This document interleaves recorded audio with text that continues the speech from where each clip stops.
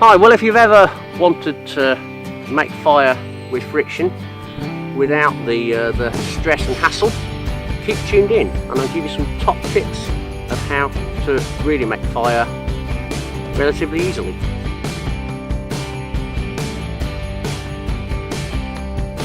Hi, I'm Dave Watson of Woodland Survival Crafts. I've been training people in bushcraft for 23 years now. And today what I want to do is show you how to make fire using the bow drill, and I'm going to give you some top tips to make it so much easier than you may well perceive. So to start with, let's have a look at the equipment. We've got a baseboard, and what I want for that is a light non-resinous wood. Today I've got a piece of lime. The drill, I want a nice straight length of wood round about my middle finger thickness, and this one's a bit of hazel, often growing straight because of the nature of it being coppiced regularly, and the bow is also hazel. I want a little bit of spring, but I want some strength, and hazel gives me that. Typically I use my fingertip to my far shoulder as a length. I'm using a modern cord today.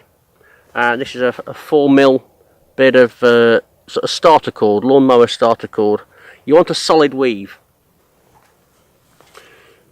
The last bit of equipment then is the bearing. This is what's going to hold the drill in place. For that I want the hardest wood I can find. Holly is fine. This particular one is a bit of hornbeam.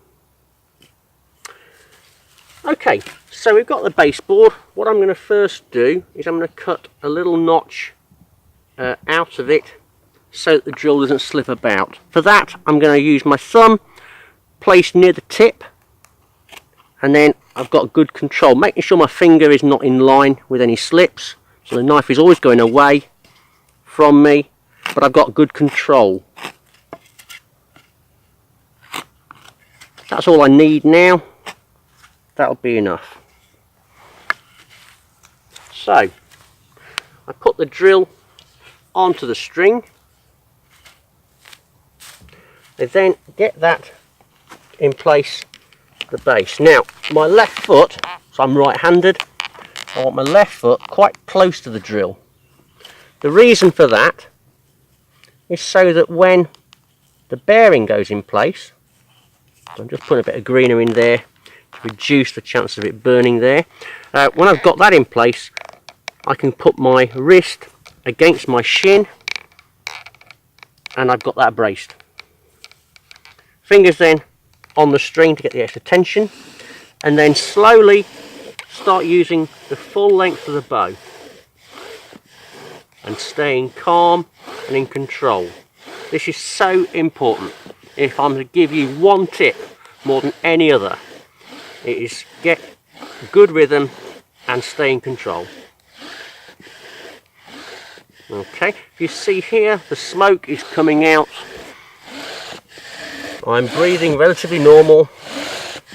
I'm just using this bow efficiently, and I've got good control. In fact, just to really highlight that, I'm now going to go slower, and it's still functioning really well. Okay, you can see here we've got all this charcoal dust that we've produced. What we want to do is to have that in a more consolidated mass. To do that, we're going to cut a notch out the side.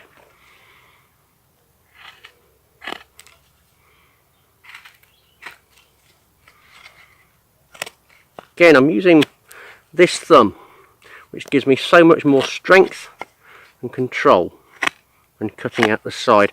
I'm wanting same proportion as my knife tip there.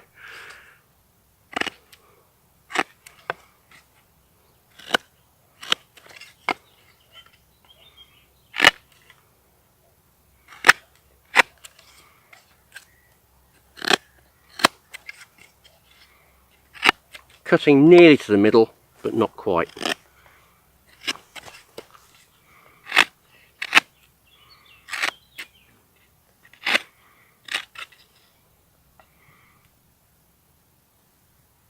Okay. A thin slip of wood will just get all the ember, all the charcoal dust in one place, and then we can move that when necessary. So once again, get into that same position. I'm going to put a little bit more greenery into the bearing. You see in the bearing it's quite polished. Okay, we're going to keep that polished.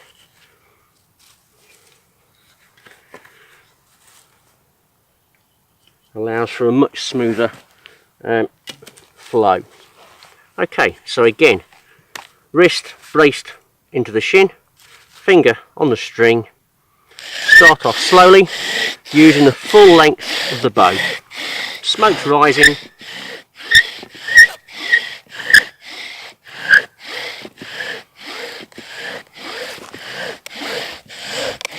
Nice, steady rhythm. You can see the powder starting to form in the gap there. That's going really nicely. I won't have to do very much more today. There's an ember there already. As soon as I stop, I waft my hand just to get a bit more oxygen in there.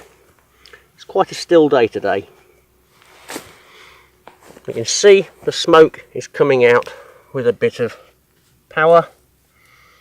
I'm going to get a stick. I could use my knife tip just so that I can rest it above powder, so when I pull away it doesn't come away with the baseboard. You'll see the smoke rising more powerfully now. That is because it's got more oxygen. Any extra powder you can drop on if you want to.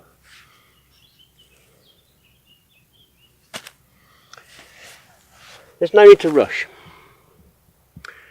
One of the key things throughout most bushcraft skills is that calm control. Often sold as in a sort of more survival way, if you've got to attack it and fight it. No, not if you really learn the skills properly. So now that's starting to glow red, and now that's ready to go into a tinder bundle which we've prepared. I've got a bit here today. There are several things we can use. This one's a bit of goosegrass, dry hedgerow grasses, fine. The softer the better. This one is a little bit coarse, but in the centre I've got some fine reed mace fluff. Again, there's a choice of materials it could be, and you are forming up a nest. This now is going to get placed into the centre and then close it up. Stand up, then some long drawn out blows.